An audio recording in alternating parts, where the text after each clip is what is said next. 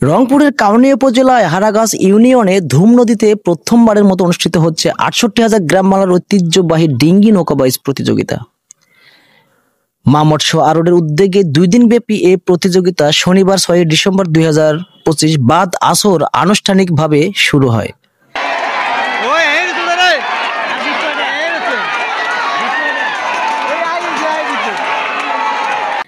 ধুম নদীতে এই প্রথম এ ধরনের বৃহৎ আয়োজন হওয়ায় এলাকা জুড়ে উৎসবের আমেজ ছড়িয়ে পড়ে। প্রতিযোগিতায় দেশের বিভিন্ন এলাকা থেকে বৈঠওয়ালারা অংশ নিলে নদীর দুই তীর জুড়ে দর্শনার্থীদের উপচে পড়া ভিড় দেখা যায়।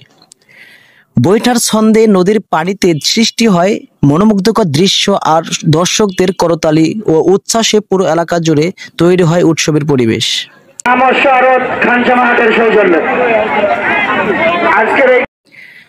প্রথম দিনের প্রতিযোগিতা সফলভাবে শেষ হলে আয়োজকরা জানান, আগামীকাল দ্বিতীয় দিনের খেলা একই উদ্দীপনায় অনুষ্ঠিত হবে। শেষ দিন বিজয়ী দলগুলোর হাতে পুরস্কার তুলে দেওয়া হবে বলে আয়োজক কমিটি নিশ্চিত করে। স্থানীয়দের মতে, ধুম নদীতে প্রথমবারের মতো এমন ঐতিহ্যবাহী আয়োজন তাদের কাছে ইতিহাসের একটি স্মরণীয় মুহূর্ত।